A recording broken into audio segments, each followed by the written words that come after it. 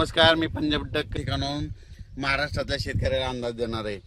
आणखीन तुम्हाला एक सांगतो की राज्यामध्ये 13 जुलै आणि 14 जुलैच्या दरम्यान राज्यामध्ये तुम्हाला सांगायचं झालं तर लातूर जिल्हा, सोलापूर जिल्हा, बीड जिल्हा, नगर जिल्हा, परभणी जिल्हा, जालना जिल्हा, संभाजीनगर, त्याच्यानंतर नांदेड जिल्हा ह्या भागामध्ये विखुरलेल्या स्वरूपाचा म्हणजे 13, 14, 15च्या दरम्यान भाग बदलत पाऊस येणार आहे। सर्वदूर नाही पडणार पण भाग बदलत 13, 14च्या दरम्यान पाऊस येणार आहे म्हणून हा अंदाज लक्षात येतो।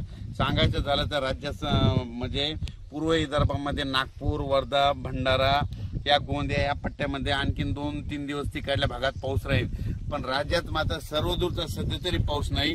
पण राज्यात मग तुम्हाला एक सांगू इच्छितो की राज्यामध्ये सध्या तरी विखुरलेल्या स्वरूपाचा भाग बदल जिथं पडला तिथं अर्ध्या तासाचा, 1 तासाचा, 20 मिनिटाचा, 10 मिनिटाचा असा पाऊस पडणार आहे म्हणून हा अंदाज लक्षात यायचा।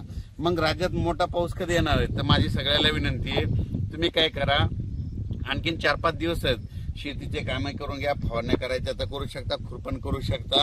कारण की राज्यामध्ये 17-18च्या नंतर काय होणार आहे, तामिळनाडू, आंध्र प्रदेश आणि कर्नाटक या भागामध्ये आतापर्यंत 1-1.5 महिना झाला पाऊस नाही।